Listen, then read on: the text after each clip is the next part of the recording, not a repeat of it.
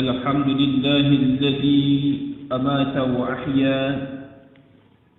الحمد لله الذي أمرنا بالتقوى ونهانا عن اتباع الهوى. أشهد أن لا إله إلا الله وحده لا شريك له، وأشهد أن محمدا عبده ورسوله، ومن ينكره فقد ضل ضلالا بعيدا.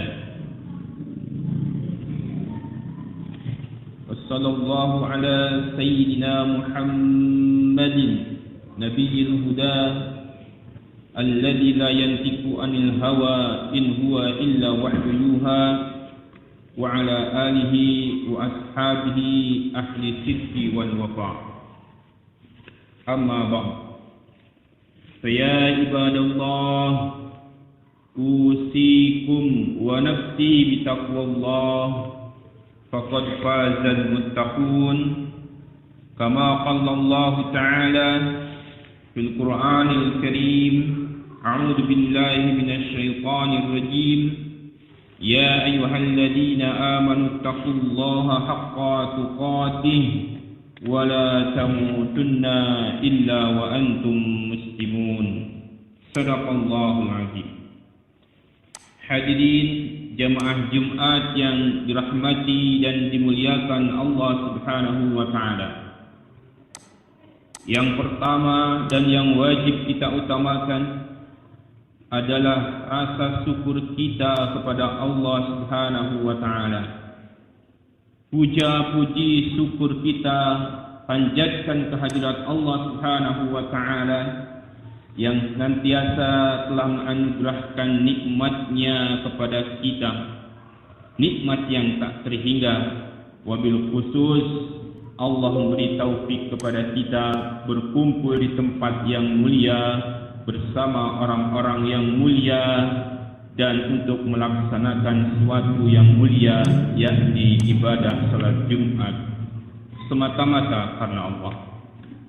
Salawat dan salam terlimpahkan kepada kedua kita baginda Rasulullah sallallahu alaihi wasallam, keluarganya, sahabat tabi'in dan kepada kita selaku umatnya. Hadirin yang dirahmati Allah, ittaqullah, bertakwalah kepada Allah dengan sebenar-benarnya ketakwaan. Jamaah yang mulia, dulu di awal dakwah Islam berjalan di kota Mekah, Rasulullah sallallahu alaihi wasallam menjalani perjalanan dakwah ini dengan kesungguhan, tak mengenal lelah, terus istiqomah menyampaikan risalah. Jangan sekali-kali di benak kita membayangkan bahwa perjalanan yang diarungi oleh baginda Rasulullah SAW di medan dakwah ini adalah perjalanan yang biasa saja, perjalanan yang lancar-lancar saja, tak menghadapi hambatan atau rintangan. Tetapi sesungguhnya perjalanan dakwah yang dilakukan oleh baginda Rasulullah sallallahu alaihi wasallam beserta para sahabatnya ini merupakan perjalanan dakwah yang istimewa, yang di dalamnya menghadapi berbagai macam kendala, tantangan, ancaman, mulai dari stigma negatif dari orang-orang kafir dengan julukan tukang sihirnya, orang gilanya, pemecah persatuan keluarga dan kabilah, juga ancaman boikot, hingga kemudian ancaman pembunuhan yang dilakukan oleh orang-orang kafir Quraisy pada saat itu.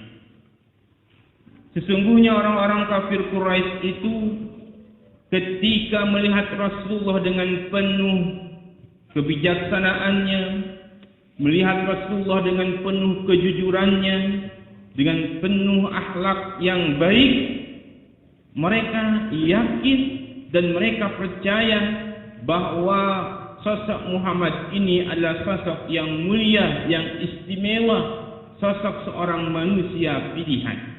Dan apa yang dibawa oleh Muhammad ini adalah merupakan risalah yang membawa dan mengantarkan mereka pada kebaikan.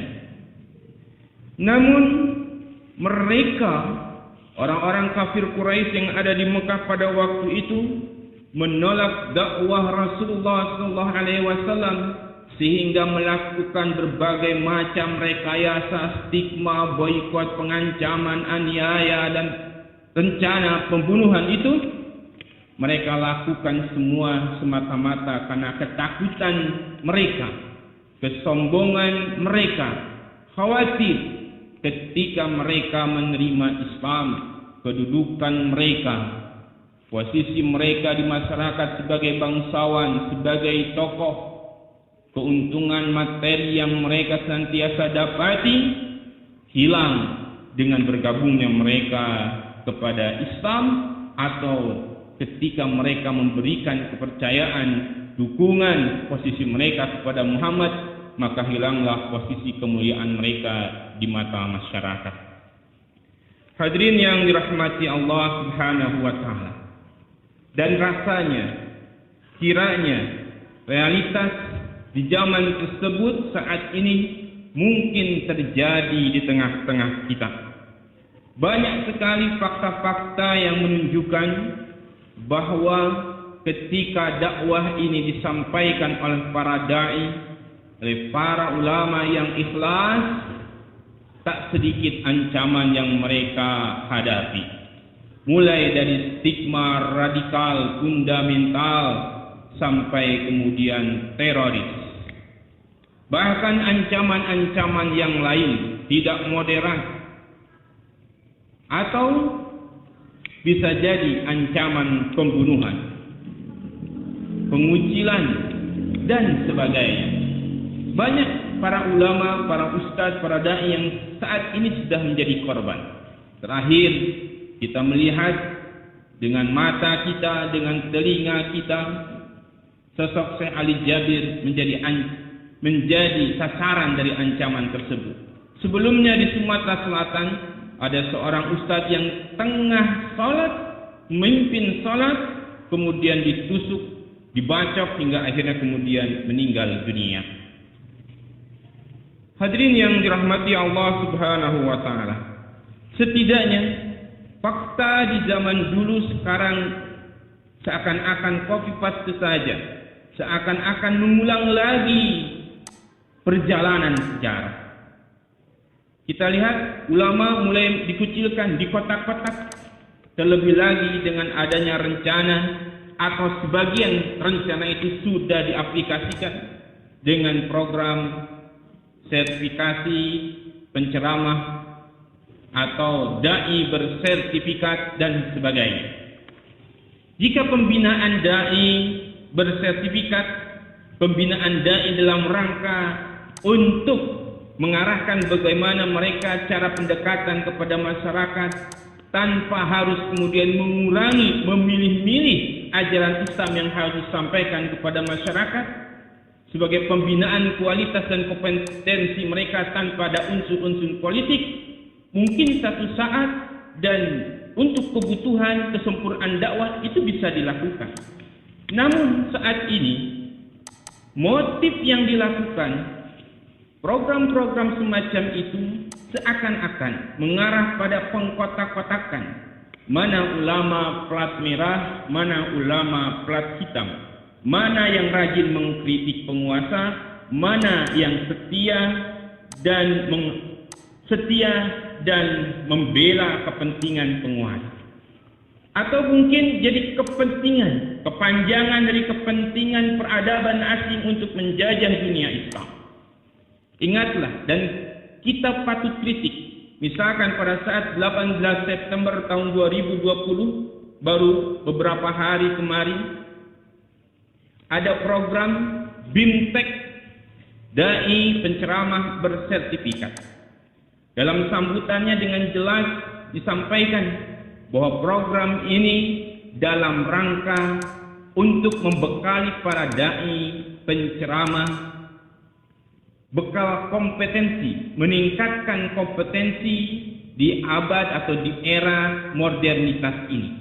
Dan salah satu bekal dalam mengarungi modernitas ini adalah dengan pemahaman Islam yang modern. Jika arahnya ke sana, ada program modernisasi ajaran Islam. Artinya yang disampaikan itu adalah program-program yang dipilih-pilih saja.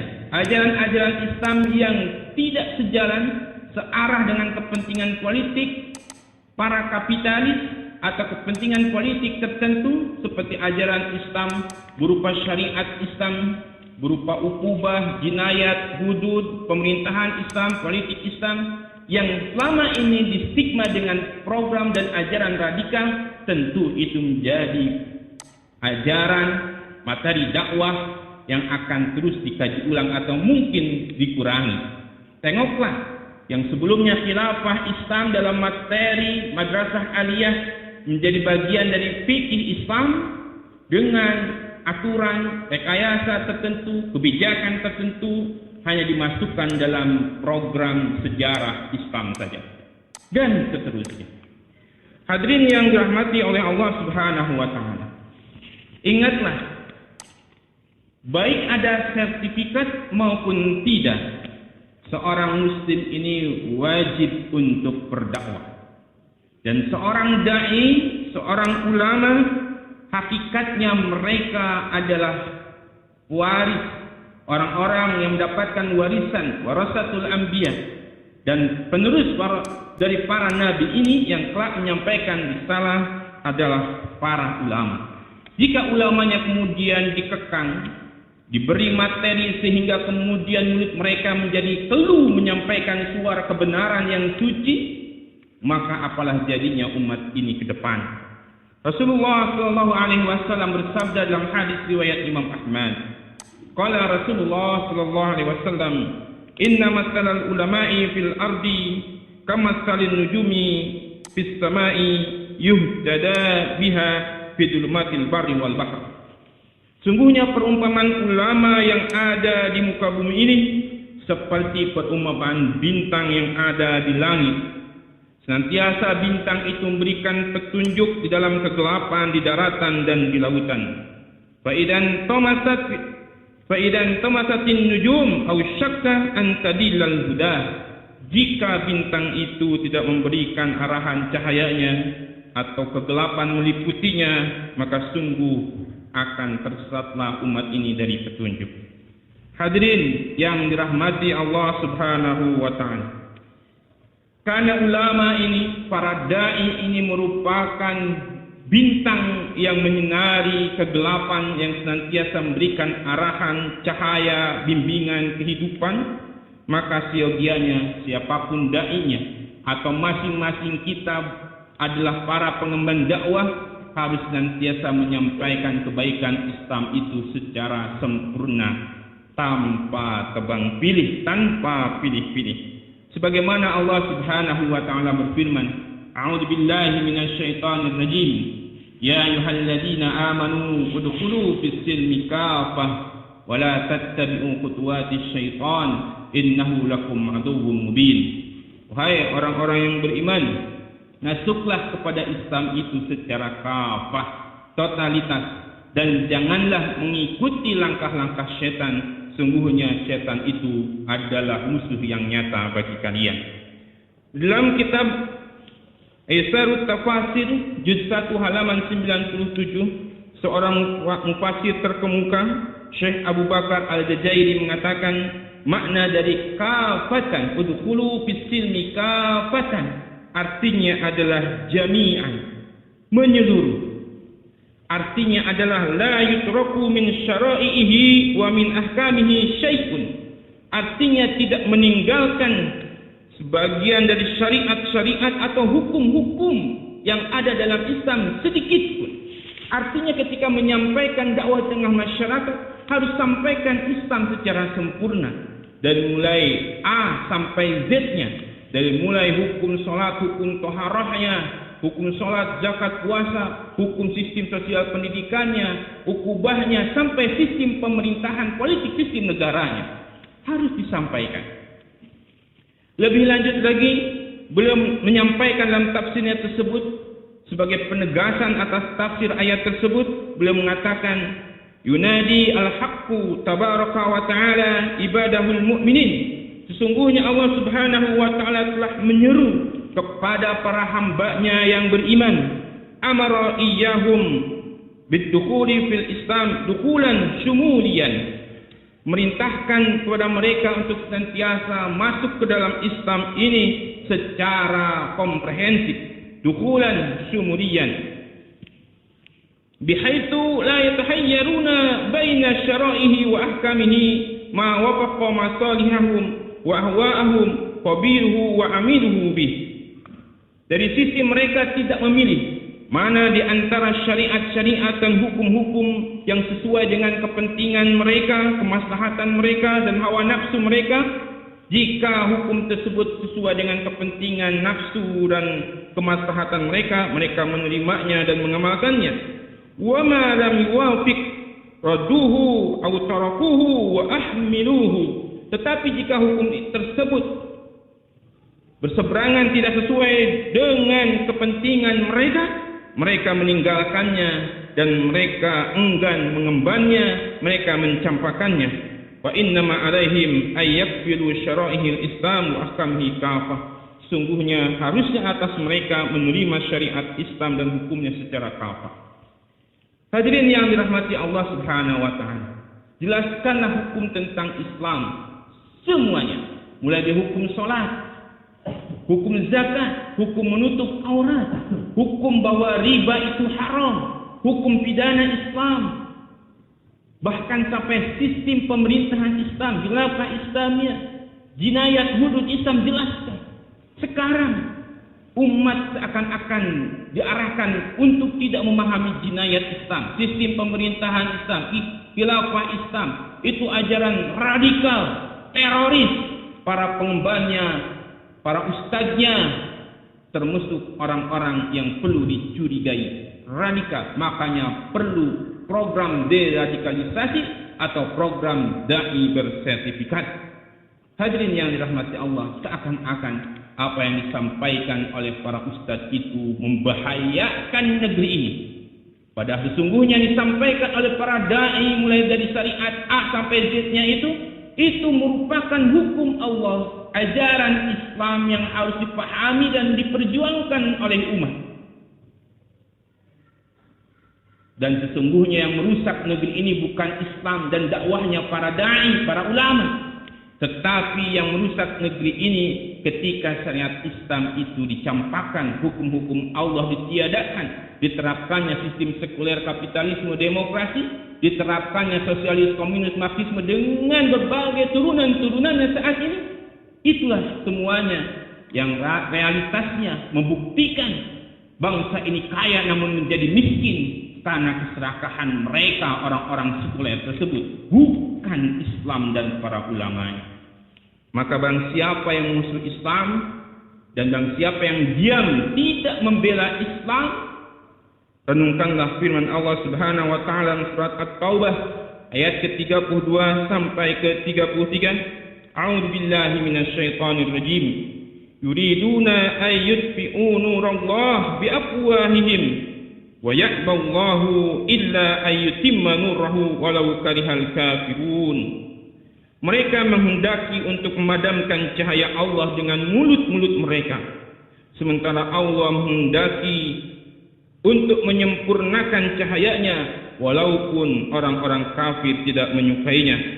Walladzi arsala rasulahu bil huda wa dinil haqq liyudhhirahu 'ala ad-din kullih walau karihal musyrikun. Dialah Allah yang telah memutus utusannya, Rasulnya dengan membawa hidayah dan agama yang benar untuk dia menangkan atas setiap agama, seluruh agama, walaupun orang-orang musyrik tidak menyukainya. Shadaqallahul azim. Ibadallah, ya'murukum bil adli wal ihsan wa ita'i dzil qurba wa yanha 'anil fahsya'i wal munkar wa bagh ya'idukum la'allakum tadhakkarun. Dzikrullahi akbar.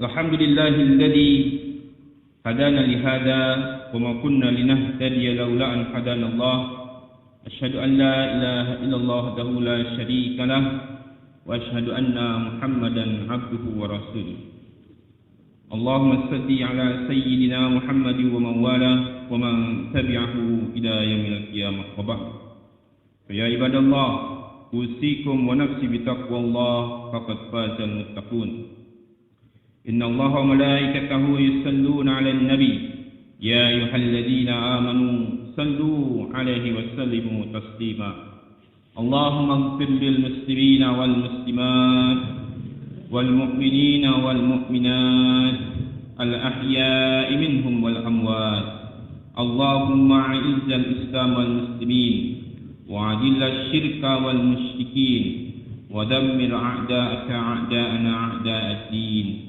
اللهم دمر جيوش الكفار المستعمرين اليهود والنصارى وأصحابهم ملعونين فرق جمعهم وسدد سندهم بقوتك يا الله يا عزيز يا رب العالمين يا جبار يا قهار يا ذا البطش الشديد خذ حقنا ممن عدونا وعدا علينا يا قوي يا متين اكفي شر الظالمين يا آمن خائفين نجنا ممن نخاف ربنا آتنا في الدنيا حسنة وفي الآخرة حسنة وقنا عذاب النار الحمد لله رب العالمين.